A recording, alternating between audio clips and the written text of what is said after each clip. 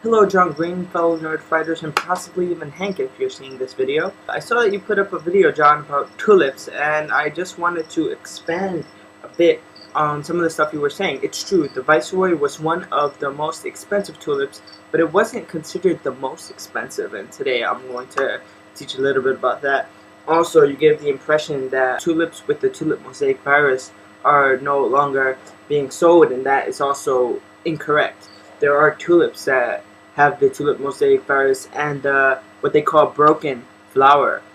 First of all, a bit of background on myself. My name is Jonathan. I was a bio major in college at the University of Vermont, and actually I really love plants. So this is a tank I have full of carnivorous plants. Behind it is a tank full of orchids, and I have like a whole collection, a table in my room just full of orchids, and in the back corner you can see amaryllis and all different kinds of cool plants. Let me see. So my entire room is full of plants, and I love plants and collecting plants, especially orchids, some of which are very, very expensive, and carnivorous plants, which in my experience have been a bit difficult to come by. There's not a lot of people in New York City selling carnivorous plants or different varieties of carnivorous plants. You always come by the same ones, the Venus flytrap mainly.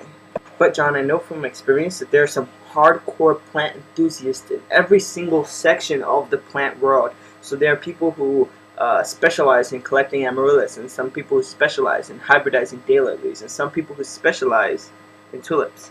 Through a quick search for the Viceroy tulip, I came upon this Tulipomania page on Wikipedia, and the first thing they show you is the same picture you showed us of the Viceroy.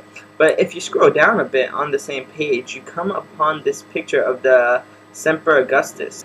Now, Semper Augustus was famous for being the most expensive tulip sold during Tulipomania. Now this is really awesome because if you look at the colors, they're like red and white, and they're coming in stripes, patterns, and they have the tulip mosaic virus in them. So let me break away. Something that you didn't mention in your video, there are actually striped tulips in cultivation today that you can buy.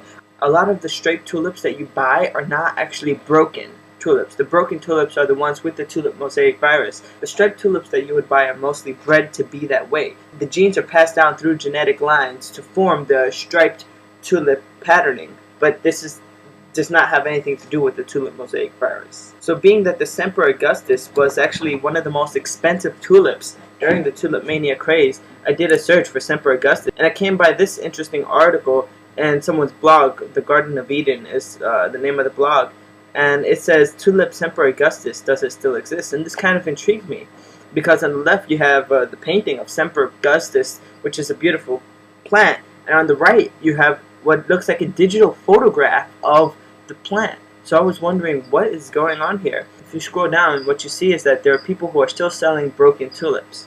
Now, just to be clear, the cultivars Semper Augustus and the Viceroy no longer exist. That specific genetic combination of the plant and the tulip mosaic virus no longer exists. But there are other new tulip mosaic virus plants that do still exist that people can actually purchase and plant in their gardens if they wish to. One of the vendors for these plants are oldhousegarden.com, and to get to the really cool tulips, what you go is fall planted bulbs, because tulips are planted in the fall.